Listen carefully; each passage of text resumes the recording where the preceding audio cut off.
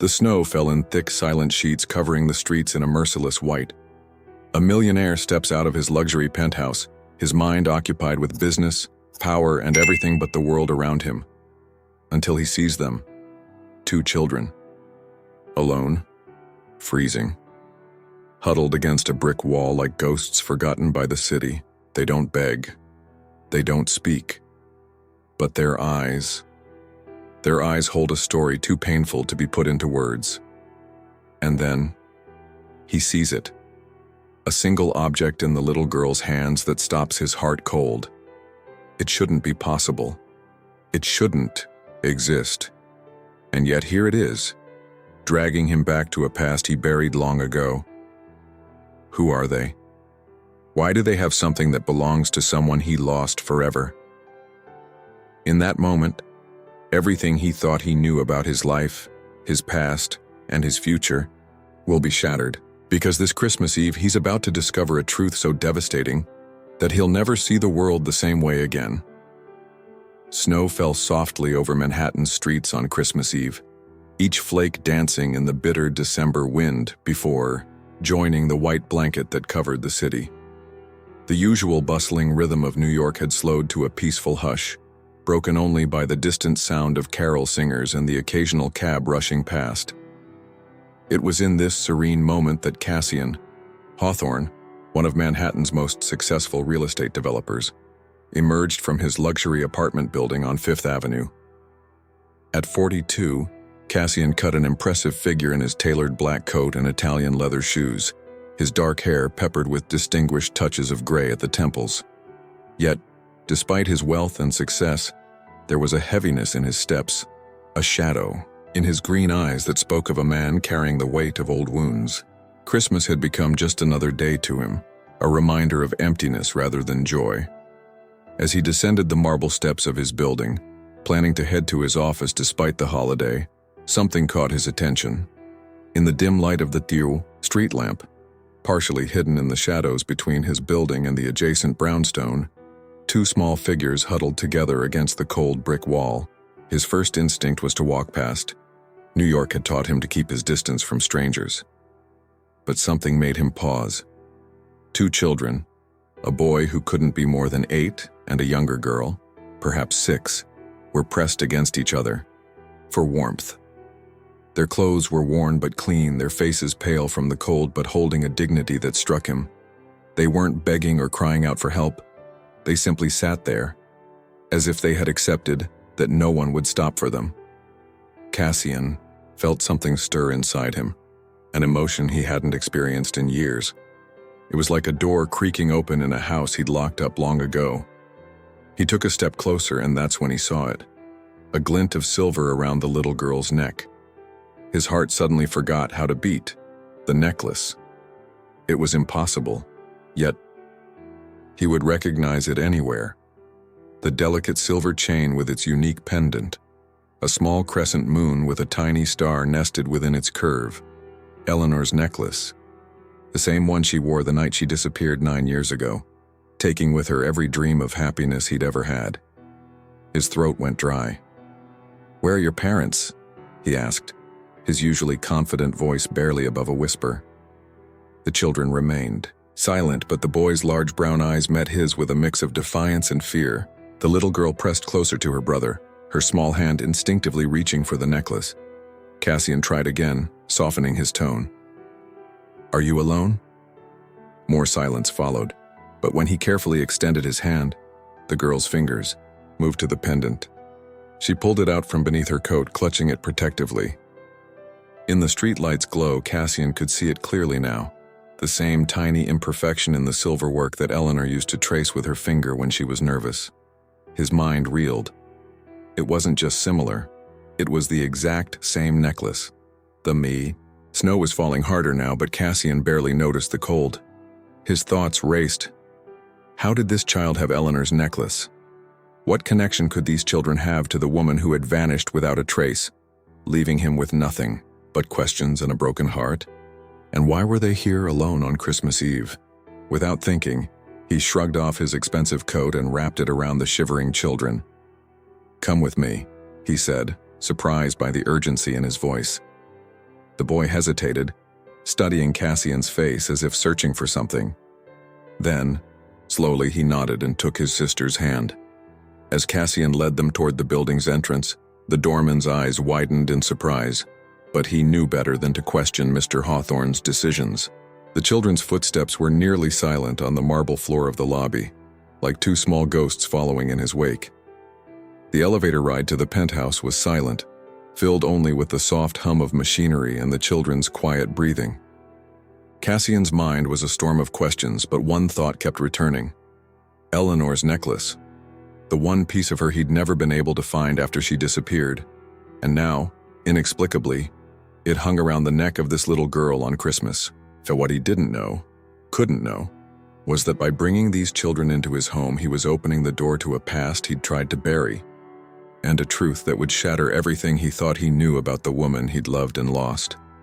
The warm glow of the fireplace filled Cassian's penthouse living room, casting dancing shadows on the expensive modern art that adorned the walls.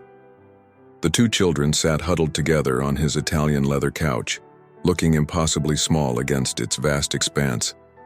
The little girl, her dark curls framing a face that seemed hauntingly familiar, kept one hand firmly wrapped around the silver necklace as if it were a lifeline to something or someone far away.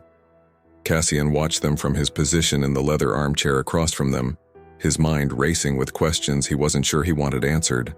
The fire crackled, filling the silence that hung heavy in the room. Finally, he leaned forward, his voice gentle but firm. "What are your names?" The boy glanced at his sister, then back at Cassian. His eyes, deep brown and far too serious for a child, held a wariness that spoke of experiences no child should have. After what felt like an eternity, he whispered, "Silas." He pulled his sister closer. "And this is my sister, Elora." The names hit Cassian like physical blows. Silas and Elora. Such unusual names, chosen with clear purpose. His hands gripped the arms of his chair as memories flooded back.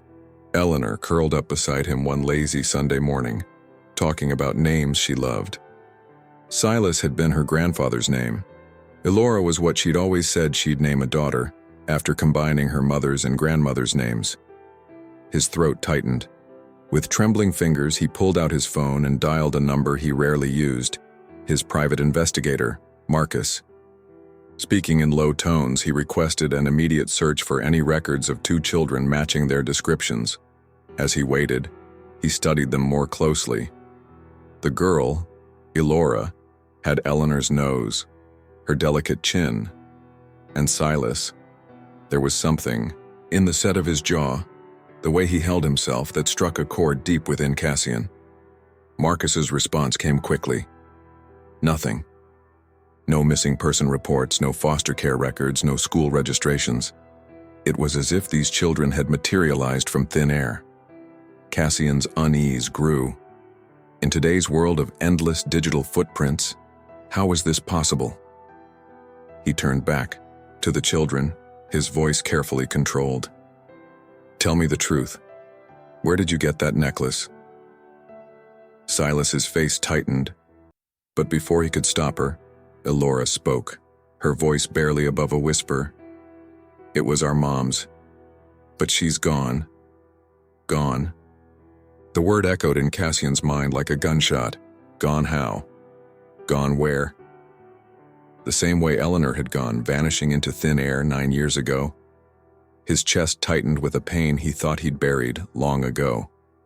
He noticed Silas's reaction to his sister's words. The boy's face had drained of color, his eyes darting to the penthouse door as if expecting someone to burst through at any moment. The fear in the boy's eyes was real, and it made Cassian's protective instincts surge. Whatever was happening here, these children were terrified of something, or someone. He changed his approach, keeping his voice as gentle as possible. "Do you have anyone who can take care of you?" Silas's response came after a long pause. Each word weighted with an emotion that seemed too heavy for his young shoulders. "We don't have anyone."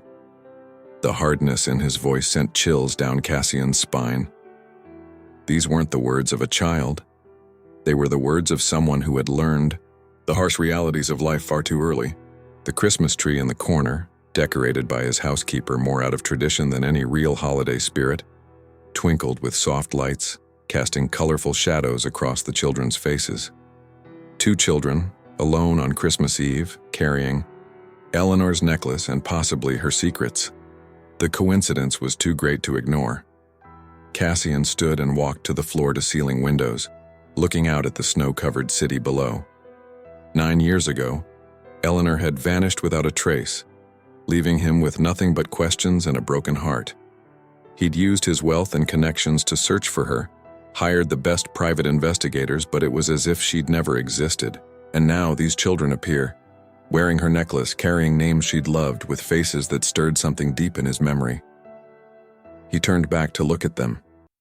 These mysterious children who had appeared like ghosts from his past. Something wasn't right here. The timing, the necklace, their inexplicable lack of records, it all pointed to a truth that was both terrifying and fascinating. If Eleanor was truly gone, as Elora had said, then someone had to know what happened to her.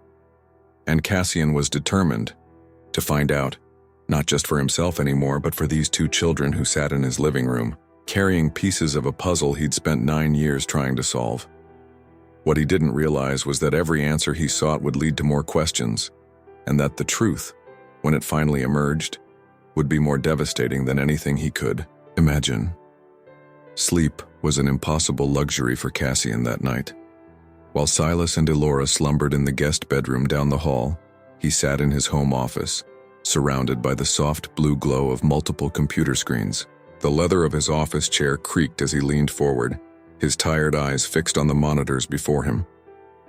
9 years of carefully constructed walls were crumbling, and Eleanor's name, which he'd banned from his thoughts for so long, now echoed through his mind with every heartbeat. The clock on his desk showed 3:27 a.m., but time had lost all meaning. His fingers moved across the keyboard with desperate purpose, accessing private databases that his company used for corporate investigations.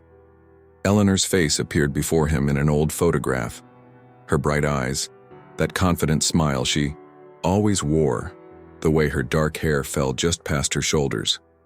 The image made his chest ache with a pain he thought he'd buried years ago. Nothing. No credit card transactions, no property records, no tax returns. Eleanor had vanished from the digital world as completely as she had from his life. He ran his hands through his disheveled hair, frustration building in his chest. How could someone disappear so thoroughly in today's connected world? It was as if someone had systematically erased her existence. But then, buried deep in the digital archives, something caught his eye. A hospital record from 8 years ago, just 1 year after she disappeared. His heart began to race as he clicked on the file. The name jumped out at him. Eleanor Maeve Whitmore. The same middle name she'd once told him came from her grandmother. The same name she'd whispered to him late at night when they shared their deepest secrets. His hands trembled as he read the details. The hospital was St. Mary's, a small facility, on the outskirts of Brooklyn. The date was August 15th, exactly 1 year and 3 months after she vanished. But it was the next line that made his blood run cold. Critical condition following childbirth complications. Discharge authorized to unidentified relative. Cassian pushed back from his desk, the room suddenly spinning around him. Childbirth. Complications. The words burned into his mind like a brand. Eleanor had been pregnant. Not just pregnant, she had given birth. And not to one child, but to twins. His mind raced back to Silas and Elora, sleeping peacefully down the hall. Their ages would match. Their faces, which had seemed so hauntingly familiar, now made perfect sense. He stood up abruptly, his chair rolling back against the wall. G'day. Reality of what he was discovering hit him like a physical blow. These weren't just any lost children he'd found on the street. These were his children. His and Eleanor's. The thought made him grab the edge of his desk for support, his knuckles turning white with the force of his grip. But if Eleanor had given birth, where had she gone? Who was the unidentified relative who had taken her from the hospital? And most importantly, who had raised Silas and Elora for the past 8 years, only to abandon them on a cold Christmas Eve in Manhattan?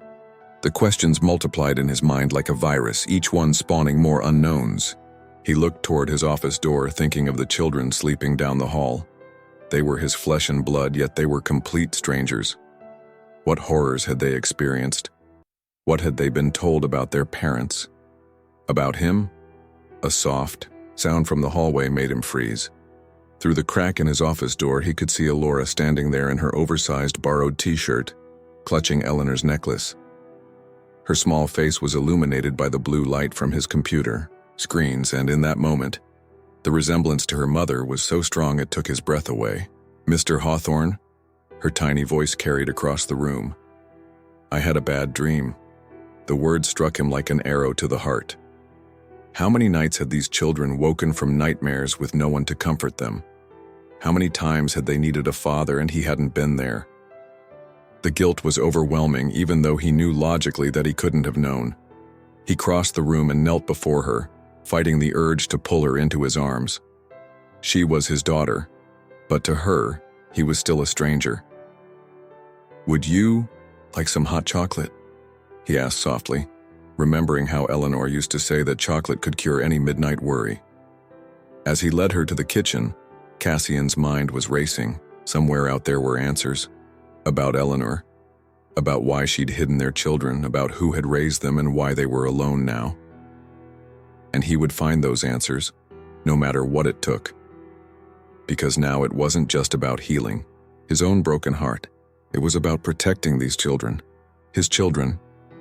What he didn't know was that the truth he sought was far more dangerous than he could imagine, and that by pursuing it, he was about to uncover a web of secrets that would shake the very foundation of everything he believed. The morning sun cast long shadows across Cassian's penthouse as he stood by the window, a cup of untouched coffee growing cold in his hand.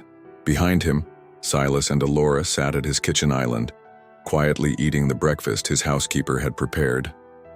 The normalcy of the scene felt surreal, like a dream he might wake from at any moment. These children, his children, were here, living and breathing proof of a past he couldn't understand. The weight of last night's discovery pressed heavily on his chest. Every time he looked at them, he saw pieces of Eleanor, pieces of himself. The way Silas furrowed his brow in concentration. As he cut his pancakes, that was Eleanor's expression. The slight dimple in Elora's left cheek when she smiled. He saw that in his own mirror every morning. But there was something else troubling him, something that had been nagging at his consciousness since he'd found that hospital record. If Eleanor had been admitted to St. Mary's Hospital, someone had to have authorized it. Someone had to have been there, making decisions, paying bills. The hospital wouldn't have simply admitted a woman in labor without documentation. He pulled out his phone and dialed Marcus again. His private investigator answered on the first ring as if he'd been expecting the call. "Mr. Hawthorne, I've been doing some digging about St. Mary's Hospital. There's something you need to see." 20 minutes later, Cassian had arranged for his most trusted nanny service to watch the children, promising them he'd return soon. The fear that flashed in their eyes when he mentioned leaving made his heart clench, but he needed answers. As he rode the elevator down to the lobby, his mind wandered to Eleanor. What had she been through? What could have been so terrible that she'd hide her pregnancy, give birth in secret, and then vanish? Marcus was waiting in a coffee shop 2 blocks from the penthouse, his weathered face grave as Cassian slid into the booth across from him. Without a word, he pushed a manila envelope across the table. Inside were copies of hospital admission, forms, insurance documents, and payment records. The paperwork was all handled by a shell company, Marcus explained, his voice low. But I traced it back. The company was owned by Harrison Whitmore. The name hit Cassian like a physical blow. Harrison Whitmore, his oldest friend, his business partner, the man who had stood beside him at Eleanor's memorial service when they'd finally declared her legally dead. The man who had helped him search for her, who had comforted him through countless nights of despair. "That's impossible," Cassian whispered. But even as the words left his mouth, pieces began falling into place. Harrison had been the one to suggest declaring Eleanor dead after 7 years. He had been the one to handle all the paperwork, to deal with the lawyers. And now, Cassian realized with growing horror. Harrison had been the one to arrange Eleanor's hospital stay when she gave birth to his children. "There's more," Marcus said, pulling out another document. "Harrison's been making regular payments to a private psychiatric facility in Connecticut. Monthly payments for the past 8 years. Cassian's hands trembled as he read the document. The facility was called Riverside Haven, a private institution known for its discretion and its wealthy clients. The kind of place where people disappeared when their families wanted them to. She's been there all this time?" Cassian's voice was barely audible, choked with emotion. The thought of Eleanor locked away in some institution, separated from their children, from him, it was unbearable. "Was there?" Marcus corrected. "According to their records, she escaped 3 weeks ago." The world seemed to tilt on its axis. Eleanor had escaped. She was out there somewhere, probably trying to reach their children. And Harrison, his best friend, his trusted partner, had been behind everything. But why? What possible reason could Harrison have had for destroying so many lives? The answer had to be in those hospital records, in the paperwork from Riverside Haven. Something Eleanor had known, something she had discovered. Cassian stood abruptly, his chair scraping against the floor. "I need everything you can find on Riverside Haven. Every piece of paper, every visitor log, every payment record, and Marcus..." He paused, his voice turning to ice. "Don't let Harrison know you're looking." As he stepped back into the cold December air, Cassian's mind was racing. Eleanor was alive. She had been alive all this time, held captive by the man he trusted most in the world. The same man who had probably arranged for their children to be raised in secret only to end up alone on Christmas Eve. The truth was unfolding like a dark flower, each petal revealing something more sinister than the last.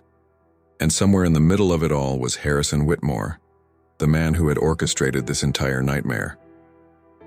Walking back to his building, Cassian made a silent promise to Eleanor. Wherever she was, he would find her. He would protect their children. And he would make Harrison pay for every moment of happiness he had stolen from them all. But as he rode the elevator back to his penthouse, where Silas and Alora waited, Cassian couldn't shake the feeling that he was still missing something crucial. Something that would explain why his best friend had destroyed so many lives. Something that would make sense of this nightmare. What he didn't know was that the truth was far worse than he could imagine, and that Harrison Whitmore's betrayal went deeper than he could possibly understand. The GPS guided Cassian's Mercedes through the snow-covered streets of Queens, far from the gleaming towers of Manhattan. His hands gripped the steering wheel tightly as he followed the last known address associated with Eleanor, a modest house in a working-class neighborhood that seemed frozen in time. The winter afternoon cast long shadows across weathered porches and salt-stained sidewalks, creating an almost ghostly atmosphere. His mind wandered to Silas and Alora, safely ensconced in his penthouse with the nanny. The way they had clung to each other when he left, their eyes wide with barely concealed fear, had nearly broken his resolve. But he had to find answers. He had to understand why Eleanor had hidden their existence from him, why Harrison had orchestrated this elaborate deception. The house appeared suddenly on his left, a 2-story Victorian with peeling white paint and shutters hanging askew. Dead vines crawled up its walls like skeletal fingers, and the small front yard was overgrown with winter-killed weeds. A no trespassing sign hung crookedly on the rusted iron gate. Cassian's heart pounded as he parked across the street, his eyes scanning for any signs of life. The neighborhood was quiet, too quiet for a weekday afternoon. No children playing in the snow, no cars passing by, just the muffled sound of distant traffic and the occasional cry of a winter bird. Cassian pulled his coat tighter around himself and approached the gate. It creaked open with minimal resistance, suggesting others had recently passed through. As he made his way up the crumbling concrete path, memories of Eleanor flooded his mind. Her laugh, the way she would absently twist that silver necklace when deep in thought, how her eyes would light up when she talked about her dreams for the future, dreams that had somehow led her here, to this forgotten corner of Queens. The front door was locked, but a quick glance through the dusty window revealed a scene that made his blood run cold. There, hanging on the far wall of what appeared to be a living room, was a photograph. Even through the grimy glass, he could make out Eleanor's face, and she was pregnant. Standing beside her was a man Cassian didn't recognize, his arm protectively around her shoulders. Without hesitation, Cassian moved to the back of the house, finding a door with a broken lock. The interior was cold and musty, years of abandonment, evident in the thick layer of dust covering everything. But beneath that neglect, there were signs of recent activity. Footprints in the dust, a chair pulled away from a table, a drawer left slightly open. The photograph drew him like a magnet.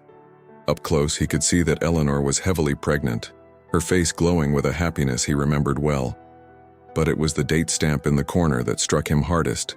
Exactly 8 years ago, when she would have been carrying Silas and Alora.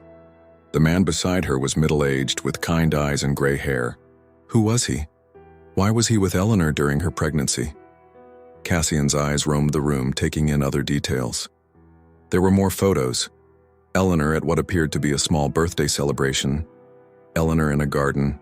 Eleanor reading in a comfortable chair. All of them showed her pregnant. All of them included the mysterious man. And in every single one, she was wearing that silver necklace, the same one that now hung around Alora's neck. A sound from upstairs made him freeze.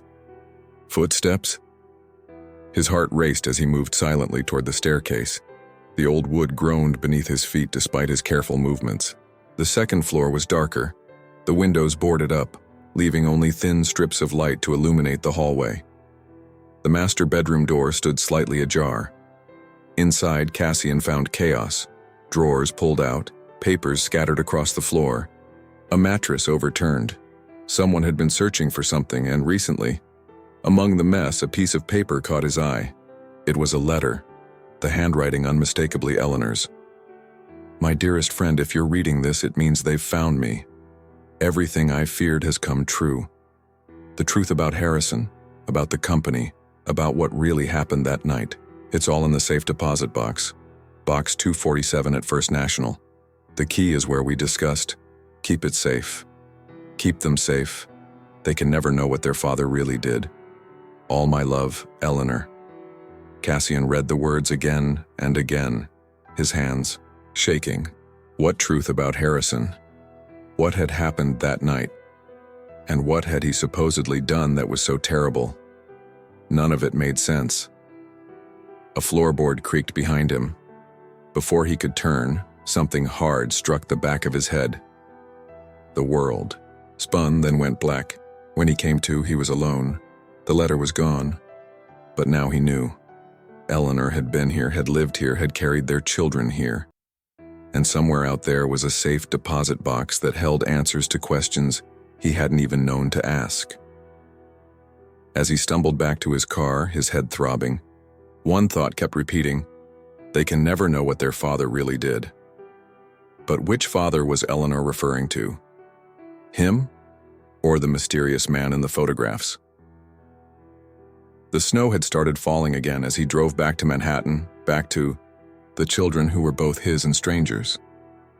Behind him, the abandoned house held its secrets, and somewhere in the city, a safe deposit box waited with answers that could destroy everything he thought he knew about his life, about Eleanor, and about the true nature of Harrison's betrayal.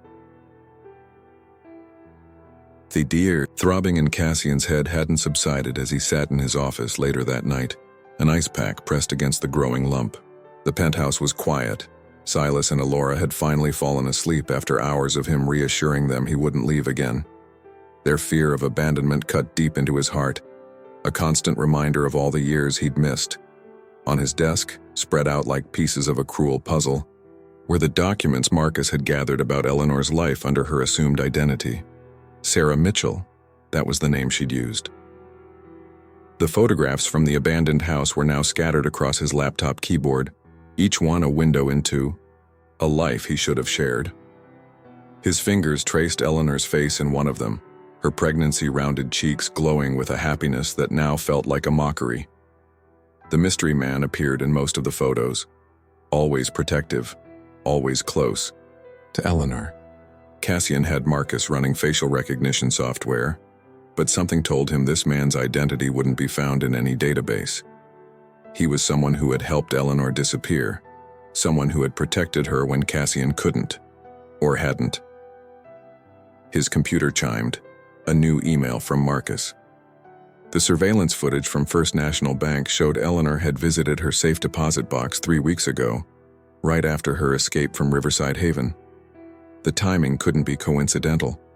Whatever was in that box, she'd needed it badly, enough to risk exposure by retrieving it. But it was the second piece of information that made his blood run cold. The bank's security cameras had captured someone else visiting the bank the very next day, Harrison Whitmore. The grainy footage showed him arguing with a bank manager, his usually composed demeanor cracking with barely contained rage. Cassian's phone buzzed, a text from Marcus. "Found something. Meet me at the office.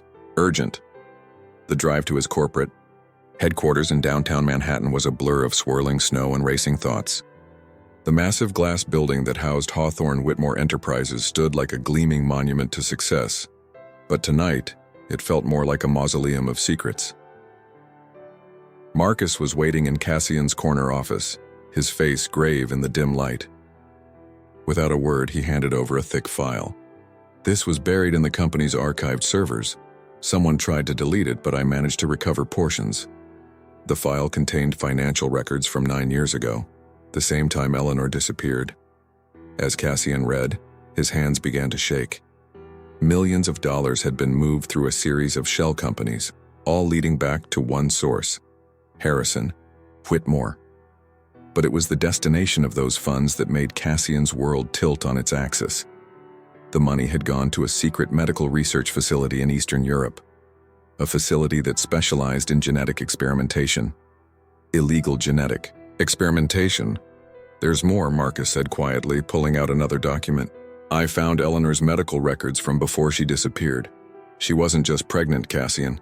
She was part of a clinical trial at Hawthorne Whitmore's pharmaceutical division, a trial that Harrison personally oversaw." The pieces began falling into place with devastating clarity. Harrison hadn't just hidden Eleanor, he'd used her, used their unborn children. The clinical trial, the secret facility, the years of imprisonment at Riverside Haven. It was all connected. But why? What could have been so important that Harrison would betray his best friend, imprison an innocent woman, and separate children from their parents? The answer came in the form of a single medical report, partially recovered from the deleted files. Words jumped out at him: genetic modification, enhanced cellular regeneration, breakthrough in human evolution. Harrison had been conducting illegal experiments on unborn children, trying to create something unprecedented in human history, and Eleanor had discovered it. She'd tried to stop him, to protect their unborn children from becoming test subjects in his twisted ambitions. The realization hit Cassian like a physical blow. Silas and Alora weren't just his children, they were the successful results of Harrison's experiments. That's why they'd been hidden away, raised in secret, protected by the mysterious man in the photographs. That's why Eleanor had run, why she'd kept them from him. She wasn't protecting them from Cassian, she was protecting them from Harrison. A noise behind him made him turn. There, in the doorway of his office, stood Harrison Whitmore. His familiar face was twisted into something unrecognizable, his usually friendly eyes now cold and calculating. "I was wondering how long it would take you to figure it out," Harrison said quietly, stepping into the office. Behind him, 2 men in dark suits appeared, their hands hovering near concealed weapons. "Though I have to admit I didn't expect Eleanor to leave the children where you'd find them. She always was unpredictable." Cassian stood slowly, his body tensing for a fight. "Where is she, Harrison?" A cold smile spread across Harrison's face. "Oh, my old friend. You still don't understand, do you? Eleanor was never the target. She was just the means to an end. Those children." His eyes gleamed with an almost fanatical light. "Those children are the future. And now that you've so kindly gathered them in one place. It's time to complete what we started 9 years ago. The implications of those words hit Cassian like ice water. Harrison knew where the children were, and he was coming for them. The tension in Cassian's office was thick enough to cut with a knife. The dim glow of the city lights filtered through, the floor-to-ceiling windows casting long shadows across the luxurious space. Harrison stood there, his familiar face now a mask of cold calculation, while his armed men blocked the only exit. Cassian's mind raced, not for his own safety but for Silas and Alora, sleeping peacefully in his penthouse, unaware of the danger closing in around them. Harrison moved to Cassian's desk, picking up one of the photographs from the abandoned house. His fingers traced Eleanor's pregnant form with an almost reverent touch that made Cassian's stomach turn. "You know, she was the perfect subject," Harrison mused, his voice carrying a clinical detachment that sent chills down Cassian's spine. Healthy, genetically superior, and most importantly, desperate to protect her secret. "What secret?" Cassian demanded, his fists clenching at his sides. The throbbing in his head from his earlier injury intensified with each passing moment. Harrison's laugh was hollow, echoing off the glass walls. "Oh, Cassian, still so naive. Did you never wonder why Eleanor was so interested in our pharmaceutical division? Why she spent so much time in the research labs?" He placed the photo back on the desk with deliberate care. "She wasn't just your loving girlfriend. She was a brilliant scientist who discovered what we were really doing with our genetic research. And when she found out she was pregnant," he smiled, a cold, calculating expression. "Well, let's just say she presented an unexpected opportunity." A memory flashed through Cassian's mind. Eleanor's increasing anxiety in the months before. She disappeared, her late nights at the office, the way she would change the subject whenever he asked about her work. He had attributed it all to stress, to the natural tensions of their high-pressure lives. How blind he had been. "An elderly neighbor saw us leaving," Harrison continued, pacing the room like a predator. "Eleanor was becoming too much of a liability, so we arranged for her to disappear. The psychiatric facility was the perfect cover. Who would believe the ravings of a mentally unstable woman? But then she did something unexpected. She escaped." Cassian's mind whirled with the implications. "The man in the photographs, who is he?" "Dr. Michael Chen," Harrison replied, his tone dismissive. "A brilliant geneticist with an unfortunate conscience. He helped Eleanor hide the children after their birth, kept them safe while we continued our work. We'll deal with him soon enough." "Hey Joe," new voice suddenly cut through the tension, elderly, female coming from the doorway. "Not soon enough, I'm afraid." Everyone turned. There, supported by Dr. Chen himself, stood an elderly woman Cassian recognized as his neighbor from 2 floors down. But it was the person behind them that made his heart stop. Eleanor, thin and pale but very much alive, her eyes burning with 9 years of fury.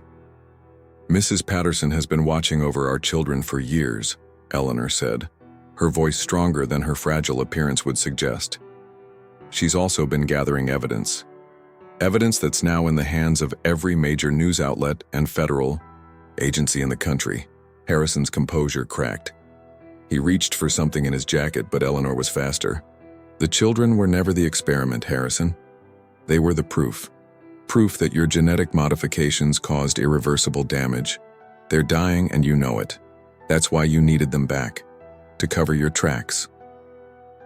The word dying hit Cassian like a physical blow. He looked at Eleanor, silently begging her to say it wasn't true. The pain in her eyes told him everything. "The genetic modifications were supposed to create superhuman abilities," Dr. Chen explained quietly. "Instead, they created a fatal flaw. The children's cells are deteriorating. Without treatment, they won't live to see their 20th birthday. Treatment that only exists in Harrison's private facility." The sound of sirens filled the air, growing closer by the second. Harrison's men exchanged nervous glances, their hands tightening on their weapons. But Harrison himself stood perfectly still, his face a mask of cold fury. "You've ruined everything," he snarled at Eleanor. "Years of research, billions in potential, patents. Do you have any idea what these advances could have meant for humanity?" I know exactly what they meant, Eleanor shot back. They meant children like Silas and Alora, born to be guinea pigs, destined to die young so you could perfect your formula. How many other pregnant women did you experiment on, Harrison? How many other families did you destroy? The sirens were deafening now. Red and blue lights flashed through the windows. Harrison's men were already backing toward the other exit, their loyalty evaporating in the face of certain arrest. But Harrison himself reached into his jacket one final time, pulling out not a gun but a small vial. "The treatment," he said, holding it up to the light. "The only thing that can save your children. Once I'm gone, they'll never find the formula." His eyes locked with Cassian's. "How much are they worth to you, old friend?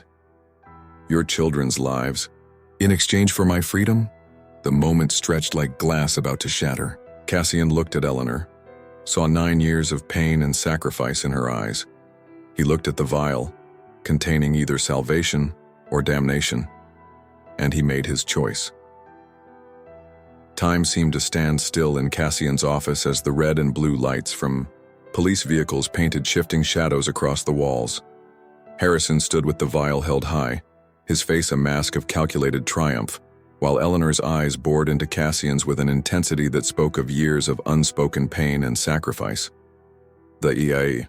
Sounds of heavy boots echoing through the corridors outside grew closer, but no one in the room moved. Harrison's security men had already melted away into the shadows, leaving their employer to face the consequences alone. Mrs. Patterson, the elderly neighbor who had secretly watched over Silas and Alora for years, gripped Dr. Chen's arm tighter, her weathered face tight with anxiety. "Tick-tock, Cassian," Harrison taunted, his voice carrying an edge of desperation beneath its confident veneer. "The FBI will be through that door any second. Once they take me in, the formula dies with me. Are you really willing to sacrifice your children's lives for justice?" Cassian's mind raced back to the peaceful faces of Silas and Alora sleeping in his penthouse, unaware that their fate hung in the balance in this very moment. The thought of them suffering, of watching them slowly deteriorate, made his heart feel like it was being torn apart. Eleanor took a step forward, her voice trembling with barely contained rage. "Don't listen to him, Cassian. That vial? It's not the treatment. It's just another sample of the original compound, the same one that's killing our children. He's trying to preserve his research, not save them." Harrison's mask slipped for just a fraction of a second, but it was enough. Cassian saw the truth in his former friend's eyes, the desperate calculation of a man willing to sacrifice anything, anyone, to protect his life's work. "The real treatment," Dr. Chen spoke up, his quiet voice carrying the weight of authority, "is already being synthesized at Mount Sinai Hospital. We've had the formula for weeks. Why do you think Eleanor chose now to leave the children where Cassian would find them?" The revelation hit the room like a thunderbolt. Harrison's face contorted with fury as he realized his final bargaining chip was worthless. In one fluid motion, he hurled the vial at the wall where it shattered in a spray of glass and liquid. "You think this ends with my arrest?" he snarled, backing toward the window. "I have contacts in every major pharmaceutical company, in governments around the world. They understand the potential of my work. You really think a prison cell can stop what I've started?" Eleanor moved to stand beside Cassian, her shoulder brushing his in a gesture that bridged 9 years of separation. "No, Harrison. But exposure will. Every document, every test result, every hidden trial, it's all being uploaded to the internet as we speak. Your contacts won't risk being associated with unauthorized human experimentation, especially on children." The sound of splintering wood filled the air as the office door burst open. FBI agents poured into the room, weapons drawn. Harrison looked wildly around like a cornered animal. For a moment, Cassian saw something dangerous flash in his eyes as he glanced toward the window behind him. "Don't," Cassian warned, recognizing the look of a man about to do something desperate. "It's over, Harrison. Face what you've done." But Harrison's laugh was hollow, maniacal. "Face it. I'm proud of what I've done. Those children are living proof that we can evolve beyond our limitations. Yes, there were complications, but every great advancement requires sacrifice. History will vindicate me." He took another step backward, the heel of his expensive shoe touching the window. 40 stories of empty air waited behind the glass. The FBI agents were moving forward cautiously, their weapons trained on him. "Mr. Whitmore," one of them called out, "step away from the window and put your hands where we can see them." Everything happened in slow motion. Harrison's hand moved to his jacket pocket. Multiple voices shouted warnings, but before anyone could reach him, he pulled out not a weapon but a small remote device. "The backup lab," he said, his eyes locked with Cassian's. "Everything you need to save them is there, but now—" His thumb pressed down on the remote's button. In the distance, a dull boom echoed across the city, followed by the sound of sirens. Horror dawned on Eleanor's face. "The warehouse in Brooklyn. He's destroyed it all. The original research, the development records, everything we needed to prove." But Harrison wasn't finished. As the FBI agents rushed forward, he turned to face the window. "You've won nothing," he said softly. "This is just the beginning." The sound of breaking glass filled the room as Harrison's body crashed through the window. Eleanor's scream mixed with the howling wind that whipped through the broken pane. Cassian pulled her close, shielding her from the sight, but he couldn't tear his own eyes away from the empty space where his oldest friend had just stood. In the chaotic moments that followed, as FBI agents secured the scene and called in Harrison's suicide, Cassian held Eleanor tightly, feeling her trembling against him.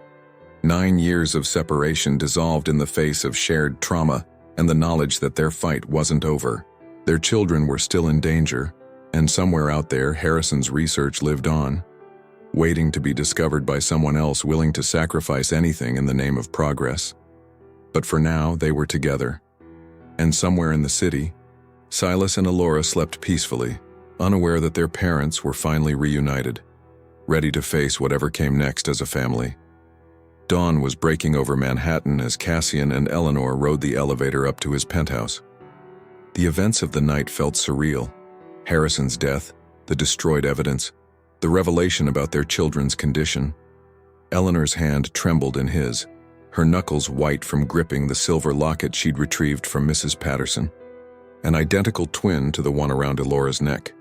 The elevator doors opened to reveal Mrs. Thompson, the nanny, pacing anxiously. "Mr. Hawthorne, the children, they're gone." The words hit like a physical blow. Cassian sprinted to the guest room, Eleanor close behind. The beds were empty, the windows still locked, no sign of forced entry. But on Alora's pillow lay her necklace, arranged too carefully to have fallen there by accident. "The security footage," Cassian barked, rushing to his home office. The monitors flickered to life, showing the penthouse hallway from hours earlier. 2 men in maintenance uniforms had entered with a key card, Harrison's men no doubt following, contingency plans their boss had set in motion before his death. Eleanor collapsed into a chair, her face ashen. "He knew," she whispered. "He knew he might not survive tonight, so he made sure he could still hurt us. The children were his insurance policy all along." Dr. Chen, who had accompanied them upstairs, studied the footage with practiced eyes. "Those men, I recognize them from the research facility. They're not just security. They're scientists. They helped develop the original compound." Cassian's phone buzzed, a text from an unknown number. A video attachment showed Silas and Alora, unconscious but alive, in what appeared to be a medical facility. The message below was brief. "The research continues. The children will fulfill their purpose." "I know where they are," Dr. Chen said suddenly. "Harrison had a secondary lab, not the one he destroyed. It's hidden beneath an abandoned medical center in New Jersey. I helped design it years ago before I knew what he was really planning." Eleanor gripped Cassian's arm. "We have to hurry. Those men, they'll restart the experiments. They'll use our children to perfect the formula, just like Harrison always wanted." But Mrs. Patterson, who had been quietly observing, spoke up. "There's something else you need to know first." She pulled an envelope from her sweater pocket. "Eleanor left this with me years ago in case anything ever happened to her. I think it's time you knew the whole truth." Inside was a letter dated just after the twins were born. Eleanor's handwriting was shaky but determined. My dearest Cassian, what I'm about to tell you will seem impossible, but you must understand.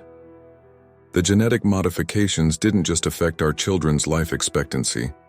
They changed something fundamental in their DNA. Silas and Alora, they have abilities. Things they can do that shouldn't be possible. Harrison didn't just want to advance human evolution. He succeeded, but the price was their lives. Unless we can reverse what he did, the very things that make them extraordinary will kill them. And now that you're reading this, it means they're in danger. Harrison's real goal wasn't just to create enhanced humans. He wanted to create weapons. Our children are just the prototype. The letter slipped from Cassian's numb fingers. He looked at Eleanor, seeing the truth in her tears. All those years in hiding, she whispered. I was trying to teach them to control it, to hide it, but they're still so young. If those scientists push them too far. A distant explosion rocked the building. Through the floor-to-ceiling windows, they could see smoke rising from somewhere in New Jersey. Cassian's phone buzzed again. Another message. Your children are more cooperative than expected. Their potential exceeds even Harrison's predictions. Come alone to the coordinates below if you want to see them alive again. Eleanor clutched Cassian's arm. We can't let them force the children to use their abilities. The strain could kill them. But Dr. Chen was already pulling up building plans on his tablet. There's another way in, a maintenance tunnel Harrison didn't know about. While they're watching for you at the front, he paused, looking at them both. But you need to be prepared for what you might see if they've already started the tests. Cassian and Eleanor exchanged glances, 9 years of separation dissolving in the face of shared purpose. Their children needed them, and this time they would face the truth together. What they didn't know was that in the underground facility, Silas and Alora were already awake, and what the scientists were discovering about their capabilities would change everything they thought they knew about Harrison's true plans. The abandoned medical center loomed before them in the pre-dawn darkness, its broken windows staring like hollow eyes across the snow-covered parking lot. Cassian and Eleanor crouched behind a rusted dumpster, watching as armed guards patrolled the perimeter. Dr. Chen's tablet showed the building's blueprints, with the hidden entrance to the maintenance tunnel marked in red. The winter wind whipped Eleanor's hair around her face as she gripped Cassian's hand.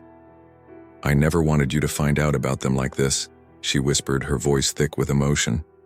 I wanted to protect them from becoming what Harrison always intended, weapons, but I failed. Deep beneath the building, in a sterile white laboratory, Silas and Alora sat in separate observation rooms. The scientists watched in fascination as Silas caused a metal cup to crumple without touching it. While in the adjacent room, Alora's emotions made the temperature plummet until frost formed on the windows. Remarkable, Dr. Sarah Weber, Harrison's former protege, murmured as she made notes. The genetic modifications have evolved beyond our wildest expectations. The boy's telekinetic abilities and the girl's molecular manipulation. Harrison was right all along. Back outside, Cassian, Eleanor, and Dr. Chen made their way to a concealed entrance behind overgrown shrubbery. The maintenance tunnel was narrow and damp, their flashlight beams casting long shadows on the moldering walls. Every step echoed, making Eleanor's heart race with fear of discovery. The children, Dr. Chen whispered as they moved deeper into the complex. They've never shown their abilities to anyone but you? Eleanor shook her head. I taught them to hide it, but they're still learning to control it. When they're frightened or angry, she swallowed hard. Things happen, things that could expose them. In the lab, Dr. Weber increased the intensity of her tests. Show us again, Silas. Show us what happens when you're scared. The boy's face contorted with resistance, but then every metal object in the room began to vibrate. Alarms blared as the facility's power fluctuated. In the other room, Elora screamed as they pushed her abilities too far. The observation window frosted over instantly, then shattered as the temperature differential became too extreme. Emergency protocols activated, blast doors slamming shut throughout the facility. The commotion above covered the sound of Cassian, Eleanor, and Dr. Chen emerging from the maintenance tunnel into a storage room. Through the small window in the door, they could see guards running toward the disturbance. Cassian's heart clenched as he heard his daughters scream. "This way," Dr. Chen urged, leading them through the maze of corridors. "The main lab is—" A gunshot rang out. Dr. Chen stumbled, red blooming across his chest. Dr. Weber stood at the end of the hallway, her pistol still raised. "I was wondering when you'd arrive," she said coldly. "Harrison always said you'd come. For them eventually." Eleanor moved to help Dr. Chen, but he waved her away. "Get the children," he gasped.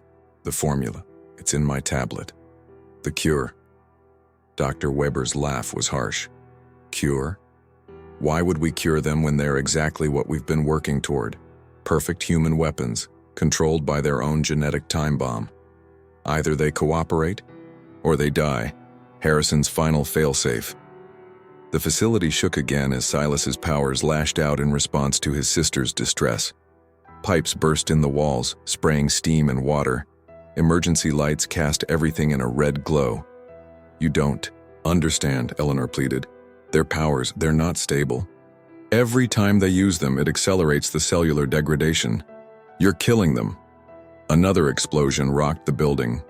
Through the chaos, Cassian spotted movement at the end of the hall, Silas and Alora having broken free in the confusion. Their faces were pale with exhaustion, but their eyes burned with a power that made his breath catch. "Mom! Dad!" Elora cried out, her voice carrying over the blaring alarms. The temperature in the corridor plummeted as her control slipped. Dr. Weber raised her gun again, but Silas was faster. With a gesture, the weapon flew from her hand, twisting into an unrecognizable shape. The effort made him stagger, blood trickling from his nose. "Stop!" Eleanor rushed forward as both children swayed on their feet. "You have to stop using your powers, it's killing you." But Dr. Weber was already pulling another syringe from her lab coat. "Just one more test," she said, her eyes gleaming with scientific fervor. "Think what we could learn if we push them to their limits." The choice became crystal clear to Cassian in that moment. Science, progress, evolution, none of it mattered compared to his children's lives. He lunged forward, tackling Dr. Weber as she moved toward the twins. The syringe clattered across the floor as they struggled. "The formula," Dr. Chen called out weakly, sliding his tablet toward Eleanor. "Hurry!" The facility's structure groaned, ominously as Silas's powers responded to the threat to his father.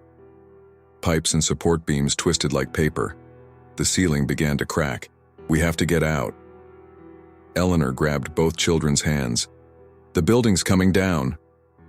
As they ran for the exit, Cassian looked back once. Dr. Weber lay pinned beneath a fallen beam, still reaching for her precious research data. Dr. Chen had already closed his eyes, a peaceful expression on his face, his life given to save the children he had helped protect for so long. The family emerged into the snow, just as the building collapsed in on itself, taking with it the dark legacy of Harrison's ambitions. But their ordeal wasn't over. The children were still dying, their extraordinary gifts becoming their curse. As Silas and Alora clung to their parents in the early morning light, Cassian looked at Eleanor. They had the formula now, but would it be enough? Could they save their children from the destiny Harrison had engineered for them? Mount Sinai Hospital's pediatric intensive care unit was eerily quiet in the pre-dawn hours.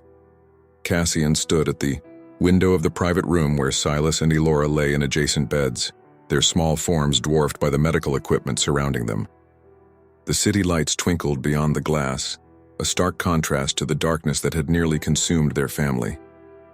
Eleanor sat between the beds, holding one of each child's hands, her thumbs gently stroking their palms. The silver necklaces, both mothers and daughters, caught the dim light as they rested side by side on the bedside table. The steady beeping of heart monitors provided a rhythmic backdrop to their vigil. Dr. Sarah Chen, Michael Chen's daughter, and one of the country's leading geneticists, studied the formula on her tablet with intense concentration. She had been working nonstop since they'd brought the children in, trying to understand and refine her father's final gift to them. "Their cellular degradation is accelerating," she said softly, showing them the latest test results. The use of their abilities at the facility caused significant damage. We need to start the treatment immediately, but she hesitated, her professional demeanor cracking slightly. But what? Cassian asked, his voice hoarse from exhaustion. The treatment will suppress the genetic modifications completely. It will save their lives, but they'll lose their abilities and… She swallowed hard. There's a chance they won't remember anything from before. The modifications affected their neural pathways. Reversing them could erase everything. Eleanor's grip on the children's hands tightened. Everything? They won't remember any of it. Not even you, Dr. Chen confirmed gently. The past 8 years could be completely gone. They'll still be your children, but they'll need to know you all over again. The weight of this revelation filled the room like a physical presence. Cassian moved to stand behind Eleanor, placing his hands on her shoulders. They both watched their children's peaceful faces, unmarred by the burden of their extraordinary gifts or the trauma of their separation. They'll be normal, Eleanor whispered, tears rolling down her cheeks. No more hiding, no more fear. They can just be children. Silas stirred slightly in his sleep, his face contorting in pain. On the monitors, his vital signs began to fluctuate.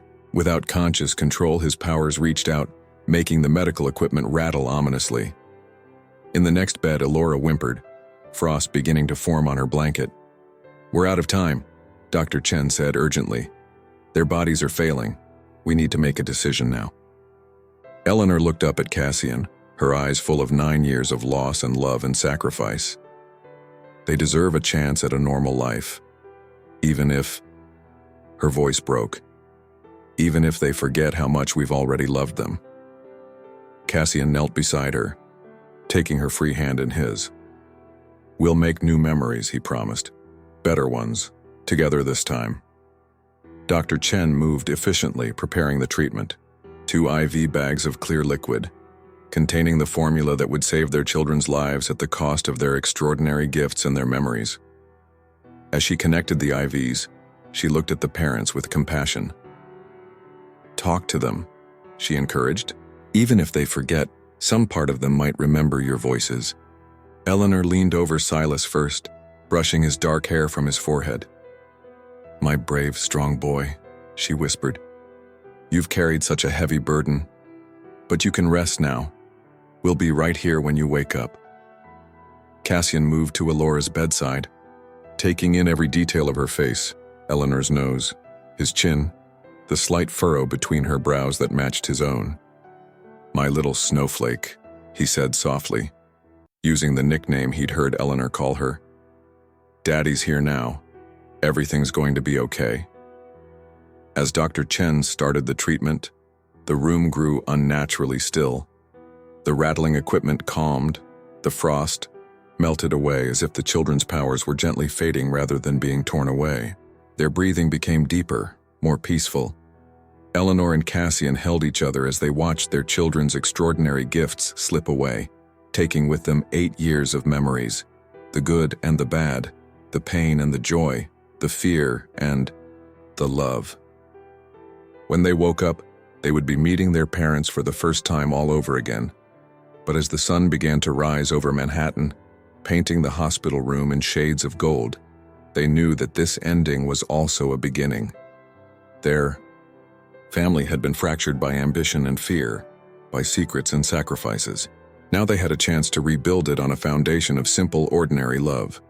The extraordinary chapter of their lives was closing, but perhaps the most beautiful story was yet to be written, the story of 4 people finding their way back to each other, not through genetic miracles or supernatural abilities, but through the everyday magic of family.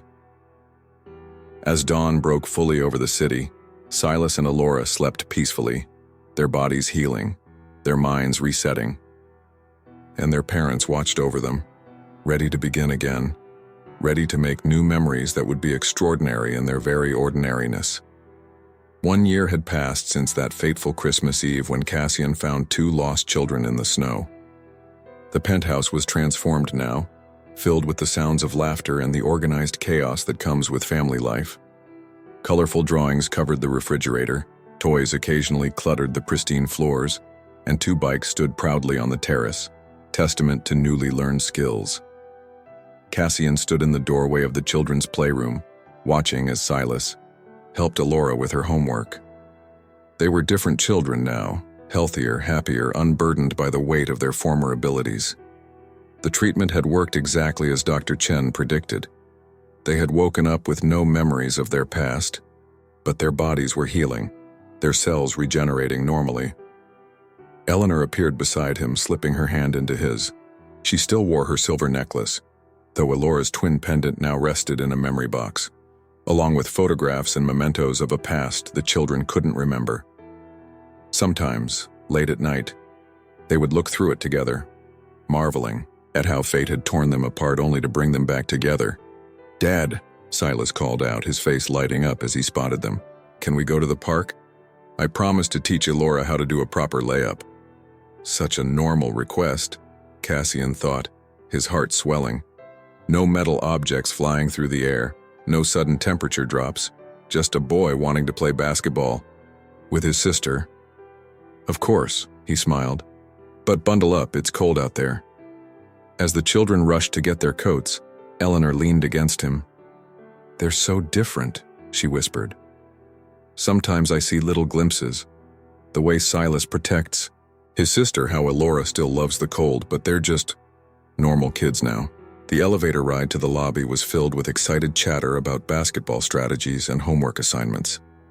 Mrs. Patterson, their former secret guardian and now beloved neighbor, waved to them as they passed her door.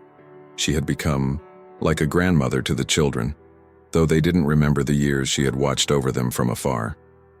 Central Park was beautiful in winter, the bare trees dusted with snow, families ice skating on the rink, dogs playing in the white expanses. As they walked toward the basketball courts, Cassian noticed a familiar figure sitting on a bench. Dr. Sarah Chen, bundled up against the cold.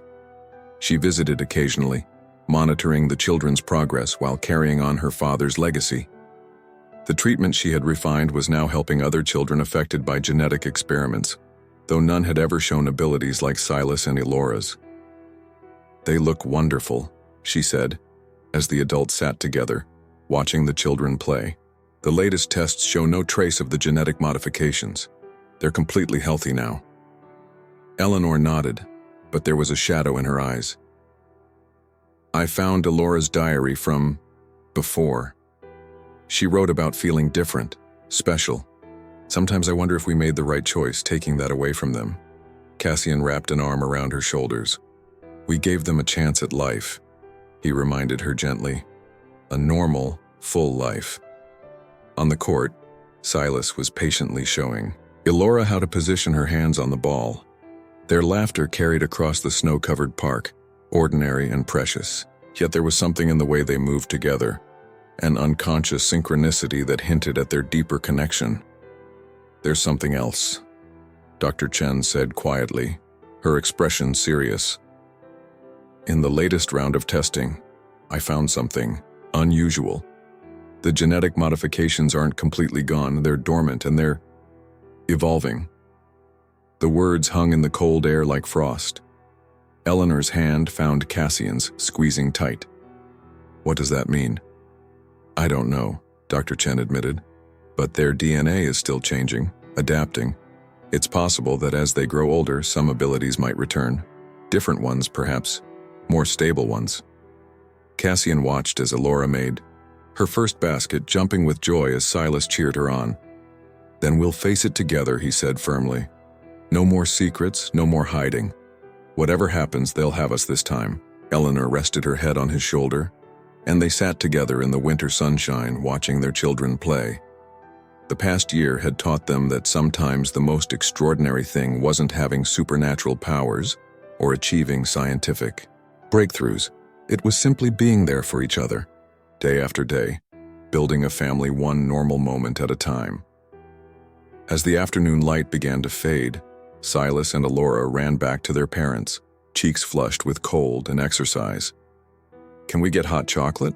Elora asked, her eyes bright with hope. "With extra marshmallows?" Of course, Snowflake, Eleanor smiled, using the old nickname that now held new meaning. They walked together through the park, a family rebuilt from the ashes of secrets and sacrifice. Behind them, Dr. Chen watched them go, knowing that their story wasn't over. It was just beginning again, this time with love instead of fear, truth instead of secrets, and the strength that comes from facing whatever comes next together.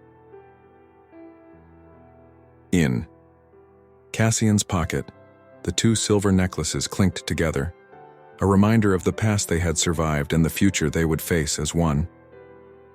Sometimes the cruelest truth isn't losing what makes you special. It's realizing that being special isn't what makes you whole.